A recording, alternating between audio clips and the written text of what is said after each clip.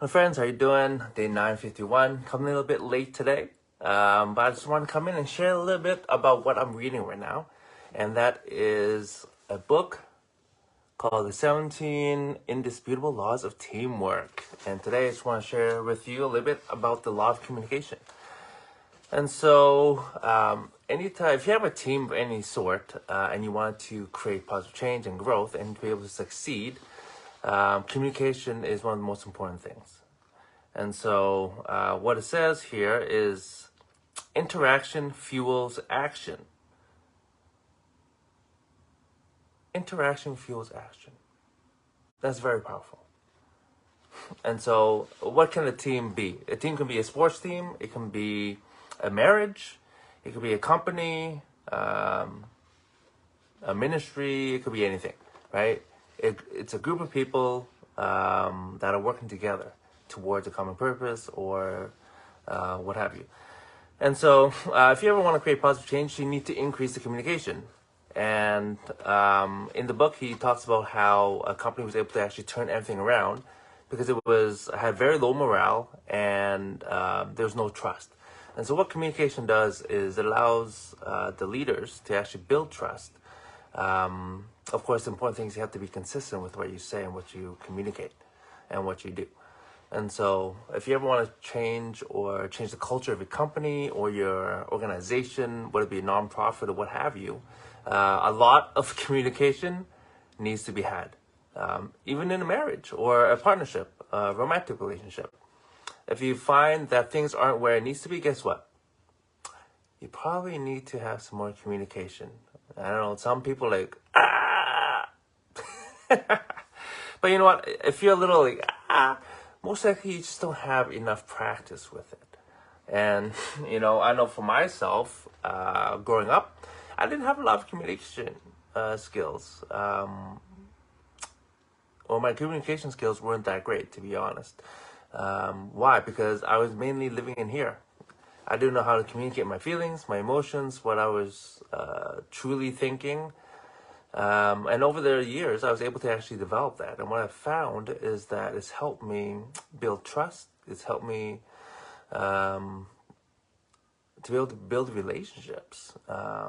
Because over time, people can actually have faith in understanding that what I'm saying, that I will actually follow through, or actually they can trust my word. I wasn't always like that. Still not 100%, but I try my best. It's like a lifelong journey, really, is what it is, right? We all fall at times, but that's okay. The key is to be able to get up, take responsibility, and move forward. And again, that requires communication, right? If you made a mistake, own up to it, take responsibility. It's one of the hardest things to do nowadays, I find, where people, they just, instead of taking responsibility, they run away. Or when a hard discussion maybe or should be had, people don't want to man up or woman up to actually have it.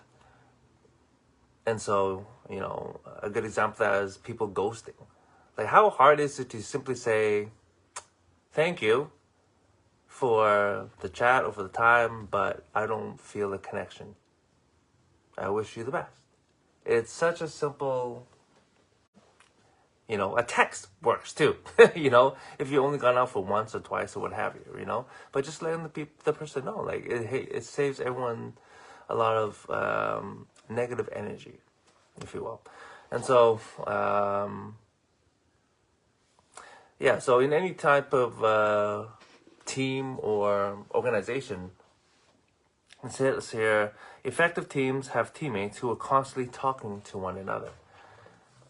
And so this is only obviously for those who want to be successful on their teams or have a successful team. There's a few other things actually quite good in here. Here's another one. What's it here? You need to hang together or you will hang separately. And so, again, teamwork makes the dream work, right? And to have a successful team, you need communication. And so I'm not going to hammer it anymore, but I can't even tell you how important communication is. And if you're not great at it, I definitely encourage you to practice it.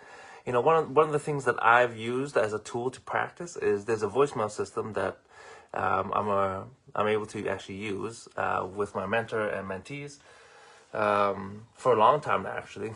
It's a great way to, number one, plug into a community of growth focused individuals.